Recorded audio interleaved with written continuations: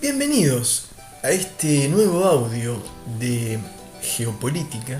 Mi nombre es Damián Jakubowicz. Hoy vamos a hablar de la geopolítica del sudeste asiático y uno de los principales países que tiene a nivel geopolítico, que tiene el sudeste asiático, que es Indonesia. Pero para eso, como siempre, vamos a ir desde lo más macro a nivel geopolítico hasta lo más micro.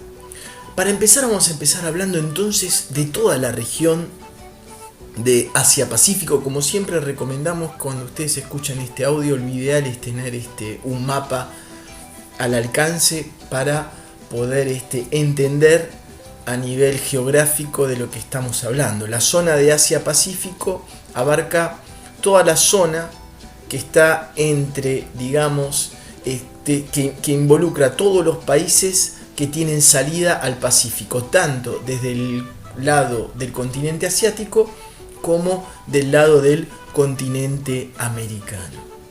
Una de las primeras señales de que la zona de Asia-Pacífico se estaba convirtiendo en el nuevo eje político y económico y estratégico en el mundo fue cuando en el 2012 Barack Obama, tal vez en uno de sus golpes de timón geopolítico más importante que ha dado el entonces presidente norteamericano, fue lo que se llama realizar un basculamiento militar, principalmente de la zona de Medio Oriente hacia la zona de Asia-Pacífico. Quiere decir que por primera vez en la historia de Norteamérica, la zona de Asia-Pacífico es la zona que concentra la mayor cantidad de aparato militar estadounidense,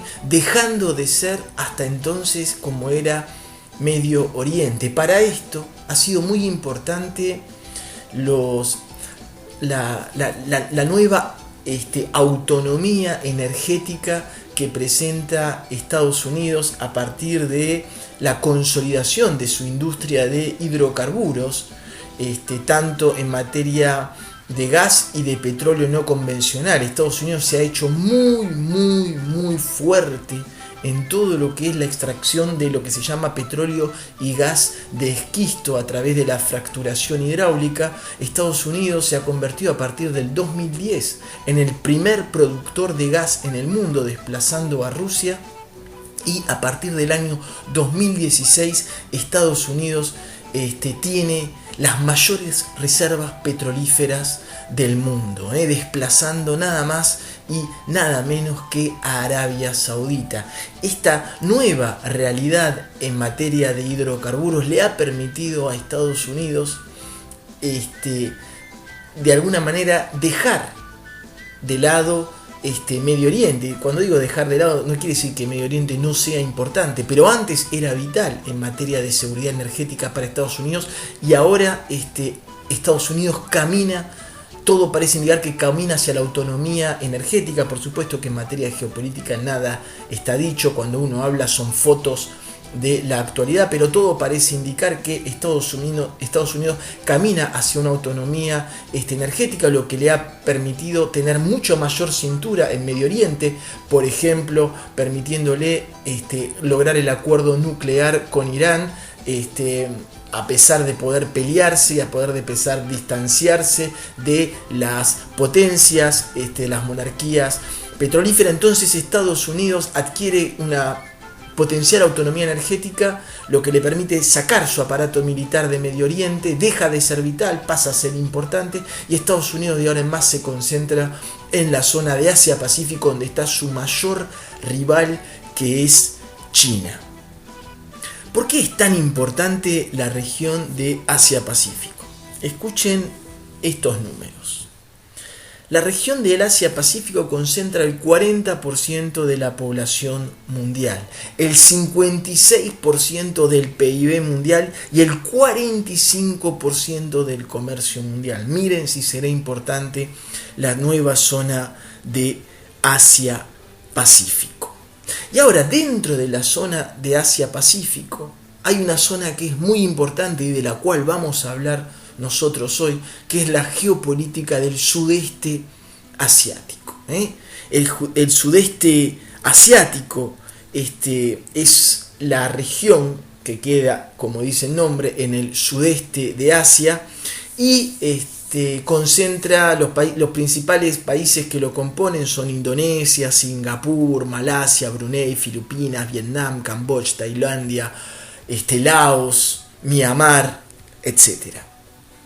Entonces, decíamos de por qué es importante la geopolítica del sudeste asiático. Primero, porque el sudeste asiático constituye un vasto territorio de aproximadamente 4,5 millones de kilómetros cuadrados, reagrupa más de 11 países y más de 600 millones de habitantes. Y lo más importante que tiene el sudeste asiático a nivel geopolítico, geoestratégico y geográfico es que constituye un cruce de caminos, un espacio entre dos océanos, el Pacífico y el Índico, une dos continentes, Asia y Oceanía, y también lo que es muy importante es el espacio de unión entre dos mundos como es el mundo hindú y el mundo chino.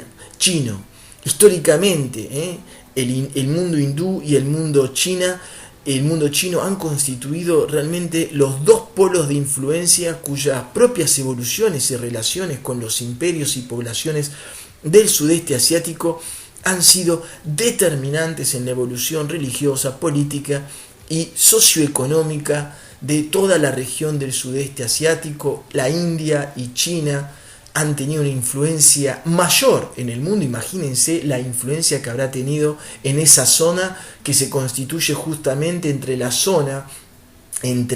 el eje o la Viseca Piscis, como lo quieren llamar, la unión entre dos mundos.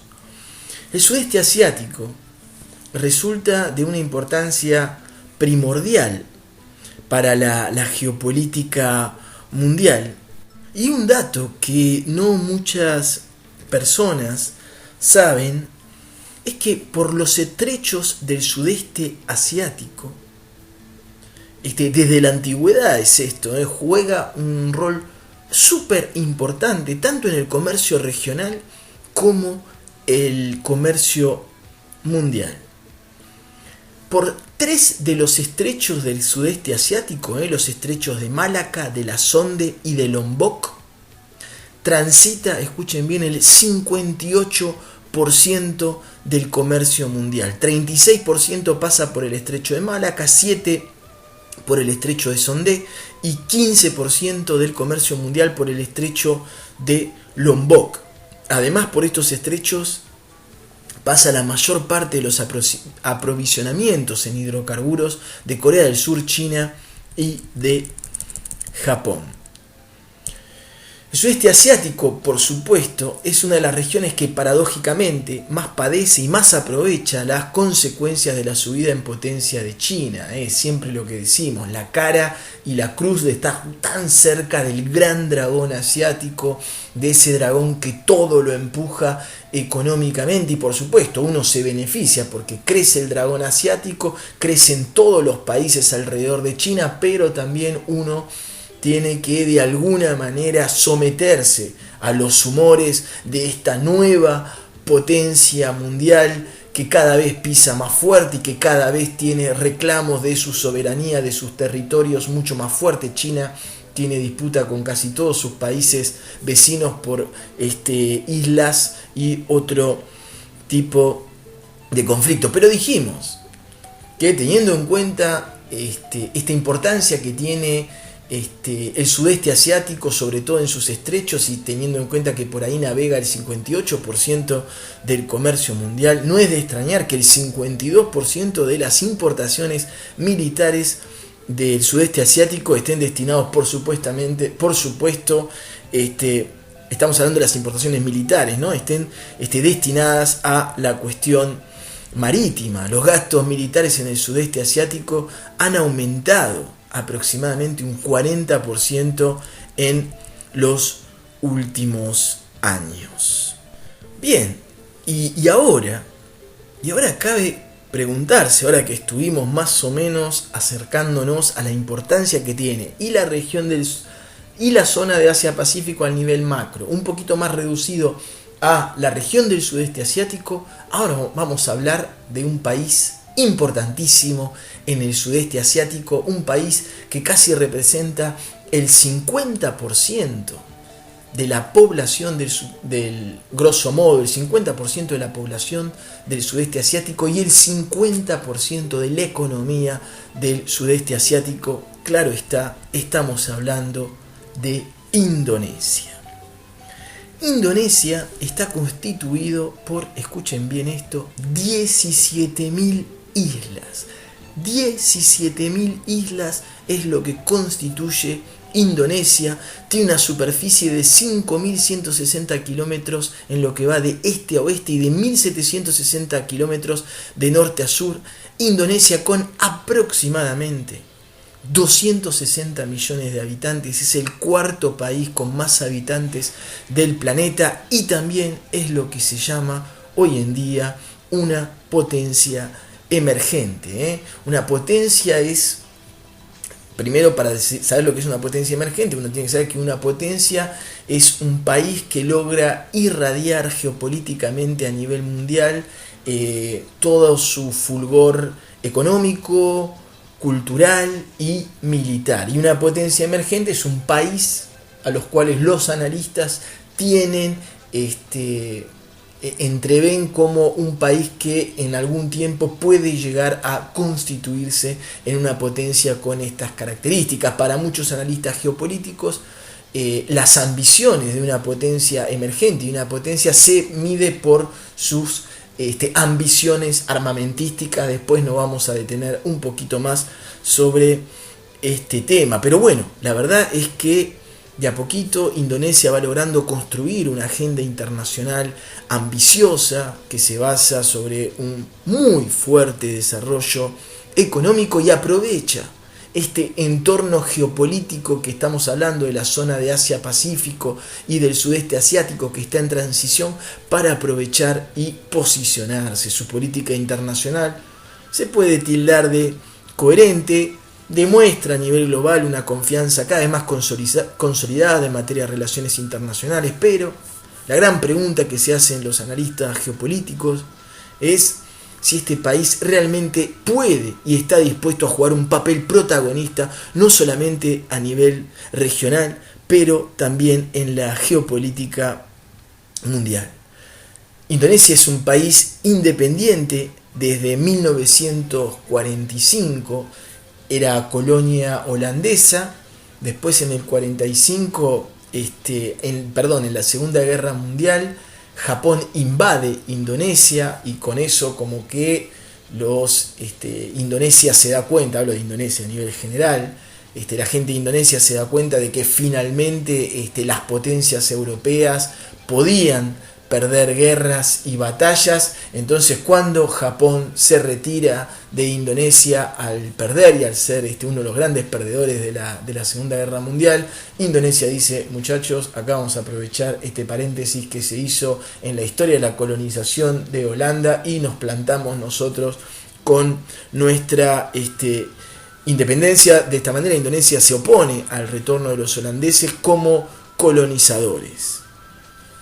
Esto es muy importante también, queridos oyentes, es que Indonesia, y esto es un dato un tanto desconocido, es el país con mayor cantidad de musulmanes en el mundo, aproximadamente 200 millones de musulmanes en el mundo. Cuando uno piensa en musulmanes, uno siempre lo asocia a los países árabes, los países del Medio Oriente, pero el país que más musulmanes tiene es en el sudeste asiático y es Indonesia, factor clave en todo lo que es la geopolítica de las religiones en el mundo. Por eso muy importante a nivel geopolítico Indonesia.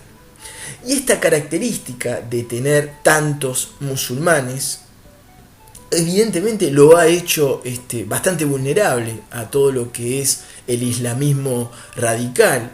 Indonesia esto se sabe, ha sufrido numerosos atentados en los últimos años, donde el blanco por lo general fueron o bien las poblaciones cristianas, o bien los lugares turísticos, o los edificios relacionados a Occidente. Y para muchos analistas de la geopolítica, lo que pasa en Indonesia es clave, porque la cohabitación pacífica de las distintas religiones dentro de Indonesia, el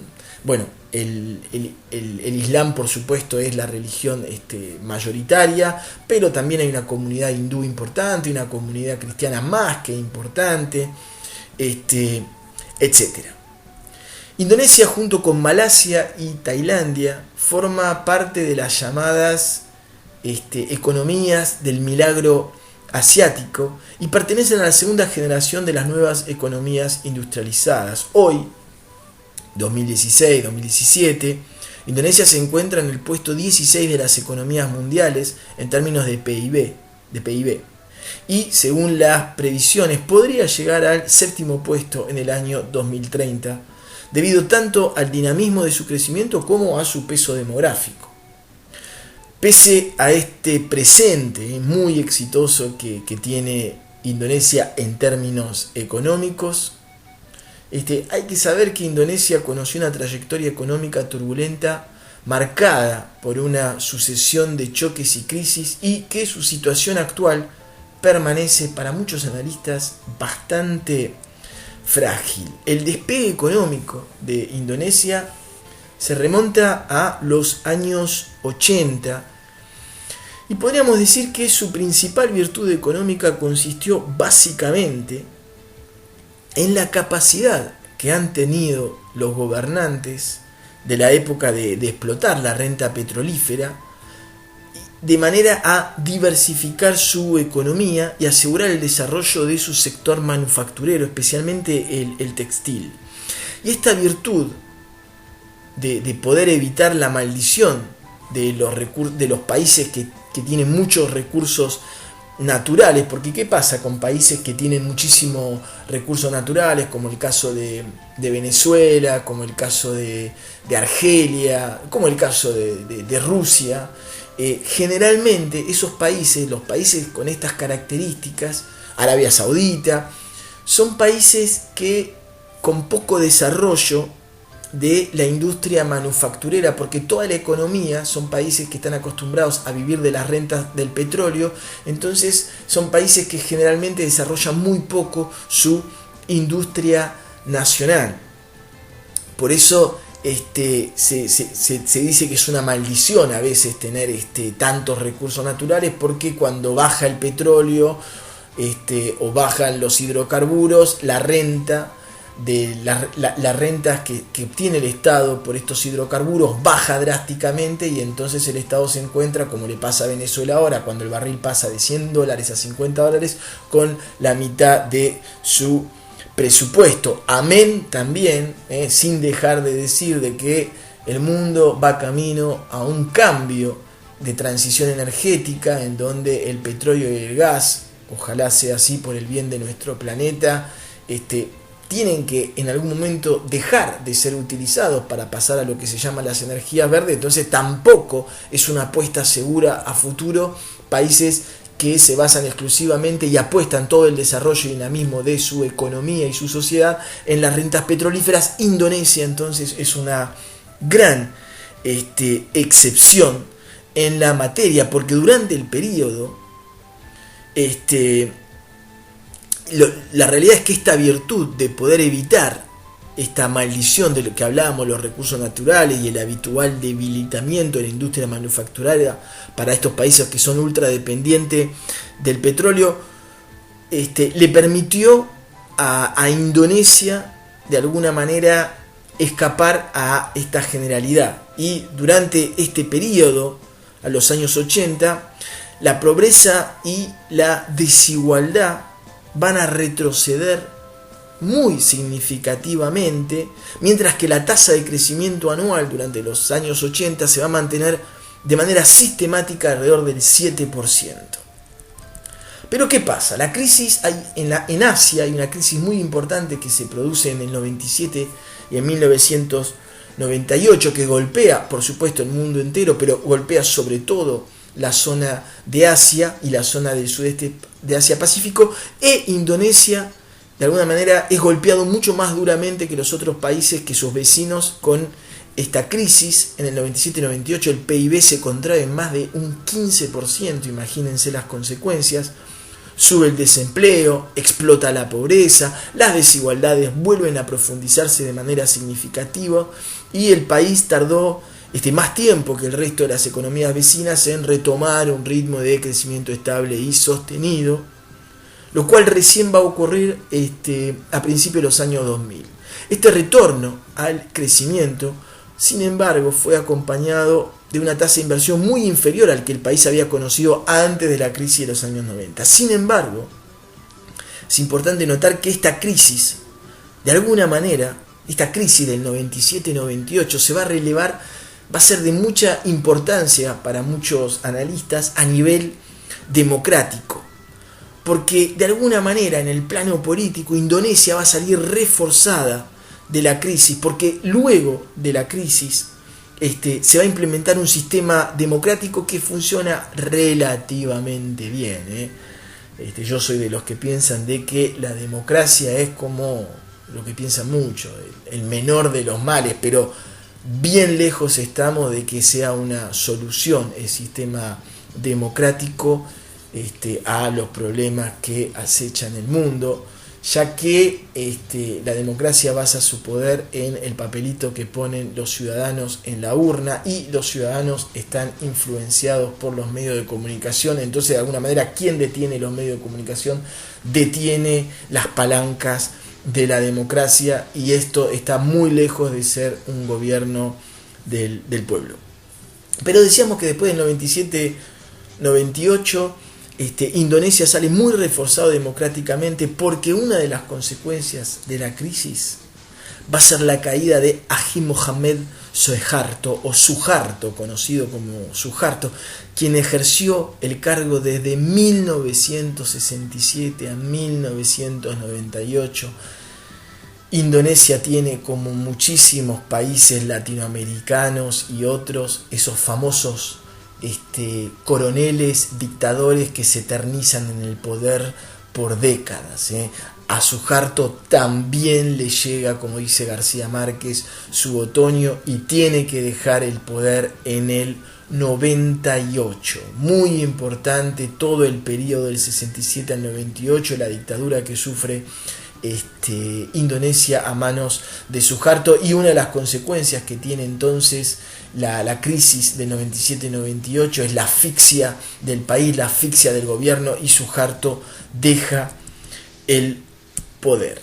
Sobre el plano económico, el retorno al crecimiento se va a deber más bien a factores exteriores que al fruto del esfuerzo de reformas internas. Por supuesto que lo primero que uno va a decir es que una de las grandes causas del repunte de Indonesia es el crecimiento de China. Esto que decíamos, China, la cara y la cruz. China ha sido muy importante, es el dragón que arrastra consigo todos los países de los alrededores con su crecimiento económico. Sobre todo, Indonesia se encuentra fuertemente relacionado a China a través de su sector primario, y es uno de los mayores proveedores en materia prima, sobre todo de carbón y minerales varios, de la superpotencia china. Imagínense que en el 2008 decíamos que en el 2008 pasa algo muy importante, y esto es lo que veníamos recalcando, que Indonesia ha sabido aprovechar la renta del petróleo. Después la producción de petróleo deja de ser tan importante para Indonesia, al punto que en el 2008 Indonesia deja la OPEP, ¿sí? Y sin embargo su crecimiento económico continúa. Es un país que ha podido superar la renta petrolífera. Realmente una de las pocas, si no es la única excepción en el mundo. Pero sin dudas una de las fuerzas que tiene la economía de Indonesia recae en el tamaño y el dinamismo de su mercado interno, y es probablemente lo que explicó su resistencia a la reciente crisis financiera global del 2008 y 2009. Vamos a hablar un poquito de la geopolítica militar de Indonesia.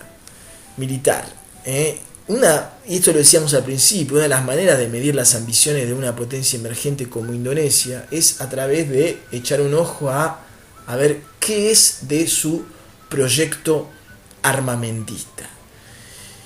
Y esto ha sido expresado de manera clara por el gobierno de ese país, porque Indonesia aspira en el corto plazo a convertirse en la potencia militar de la subregión asiática. Uno podría preguntarse, ¿pero qué? ¿No es el caso? ¿Indonesia no es la potencia militar por excelencia del sudeste asiático, pese a tener el 50% de la población y pese a tener el 50% aprox de la economía? No.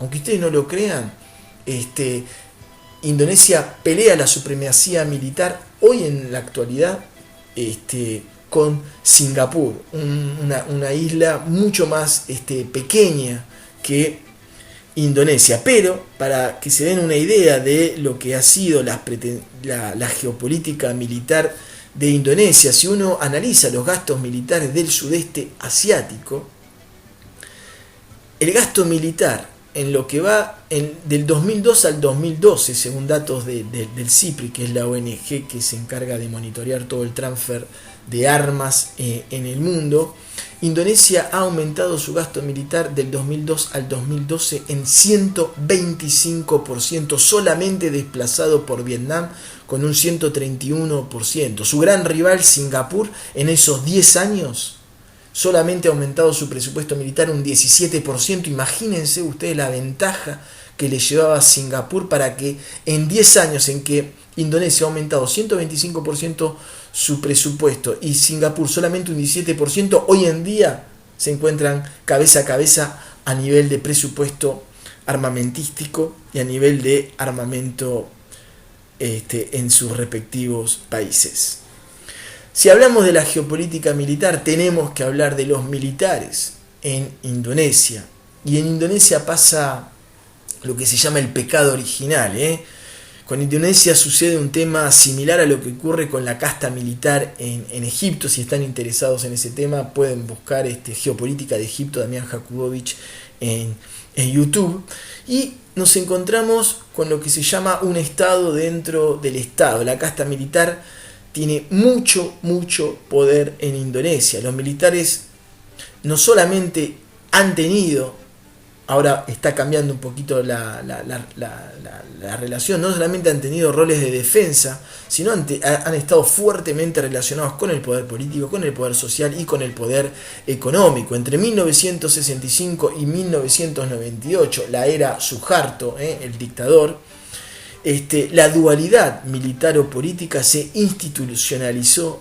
Los militares tenían cupos reservados para ellos en el Parlamento. Había un porcentaje del Parlamento que estaba destinado a la cúpula militar. Imagínense lo que era, si ustedes quieren, la inserción de la casta militar dentro de la sociedad de Indonesia. A partir del 98, cuando cae Suharto, se produce un intento de la casta de militar de decir, bueno muchachos, llegó la hora de limpiar un poquito nuestra imagen, empezamos a hacernos un lifting, nos hacemos un poquito de botox, y para eso se empieza a tratar paulatinamente de separar el ejército de los puestos administrativos y volver a darle una imagen de pseudo neutralidad de los militares frente a los partidos políticos. Hasta el 98, entre el 65 y el 98, muy metidos con el partido de Suharto, estuvieron intrínsecamente relacionados. Entonces se establece a partir del 98 nuevas disposiciones, como aquella que señala que, por ejemplo, todo militar que desee participar de alguna fuerza política debe dejar su puesto en el aparato militar. O sea que le dicen a cualquier militar: mijito, si usted quiere dedicarse a la política, a los discursos y a todo lo que quiera, me parece muy bien, pero aquí me deja su chapa que dice que usted es militar.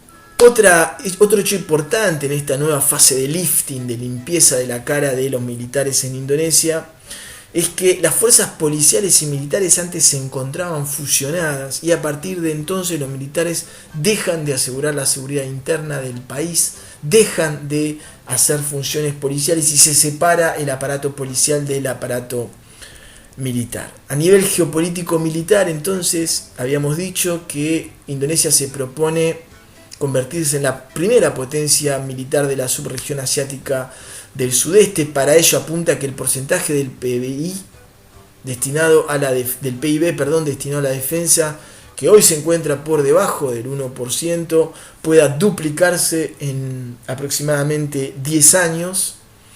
Y dadas las condiciones geográficas de Indonesia, por supuesto que con 17.000 islas, ustedes se imaginarán que donde más van a invertir es a la fuerza marítima. Hoy la fuerza marítima de Indonesia se encuentra muy por debajo de lo mínimo e indispensable para poder asegurar la seguridad de estas 17.000 islas. Según la planificación armamentista, Indonesia debería poder encontrarse en condiciones de asegurar la defensa completa de su territorio y de sus importantísimos estrechos. ¿Se acuerdan que habíamos dicho que el sudeste asiático tenía 3 estrechos por los cuales transitaba el 58% de su país? Bien, Indonesia posee, de esos 3 estrechos, Indonesia está implicada en los 3. 2 de los estrechos,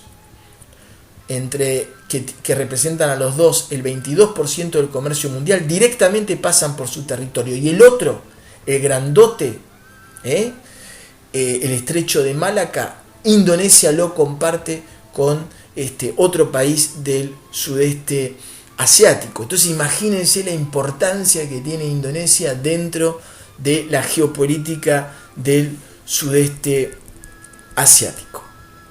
Bueno, esto ha sido todo de la geopolítica de Indonesia y del sudeste asiático. Espero que este podcast haya sido de su interés. Les dejo mi mail por si tienen ganas de escribirme, damian.jakubovich@yahoo.fr. Me pueden mandar consultas, pedirme temas. Con mucho gusto respondo siempre los mails que me llegan. Bienvenido el debate, siempre con respeto. Uno no va a ser tan necio de suponer que todas las personas que escuchan estos audios estén de acuerdo con lo que uno dice, porque por más que uno quiera ser objetivo, es prácticamente imposible. Pero sí, lo que siempre digo, con respeto, uno puede debatir, que eso es lo que más enriquece el diálogo a nivel mundial y, por qué no decirlo, a nivel planetario. Les dejo un fuerte abrazo. Estamos viviendo tiempos de oscuridad muy grande, pero recuerden siempre que el segundo antes de empezar a amanecer es el segundo de mayor oscuridad. Les mando un fuerte abrazo y les digo hasta el próximo contacto con ustedes.